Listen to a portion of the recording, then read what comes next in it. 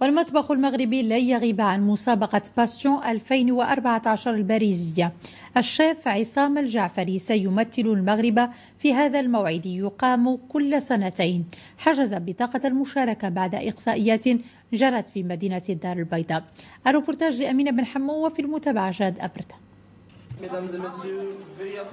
ما لذ وطاب من أطباق أعدتها أنامل محترفة تتنافس على الذوق الرفيع.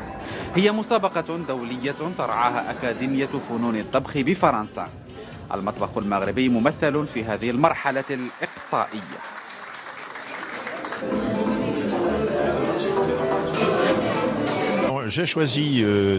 لقد اخترت ترشيح المغرب لعدة أسباب، ولعل أهمها الصيت العالمي للمطبخ المغربي. وأعتقد أن هذه المسابقة ستتيح فرصة للمطبخ المحلي لتطويره والتعريف به بشكل أكبر عبر العالم.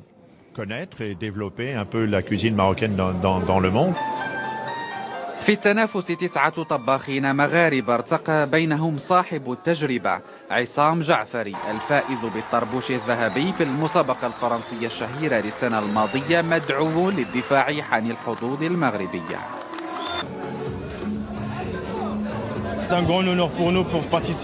إنه فخر كبير لنا أن نشارك في هذه المسابقة. إنها مباراة بجودة عالية ومستوى رفيع، وهذا سيمكننا من الاحتكاك مع دول أخرى.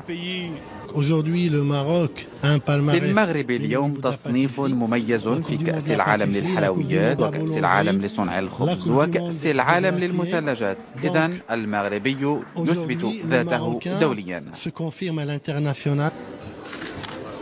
مشهد التحفيز اكتمل بتوقيع مكتب التكوين المهني وإنعاش الشغل لاتفاقية شراكة مع مجموعة متخصصة في المطعم ستفتح آفاقا للمتدربين في المجال.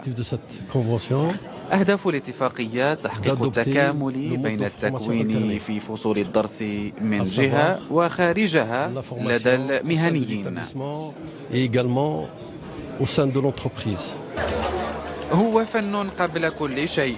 إعداد الأطباق لا يقتصر هنا على مذاقها فحسب، بل في معايير الانتقاء تفاصيل أخرى تسر الناظرين وتحقق لهم المتعة.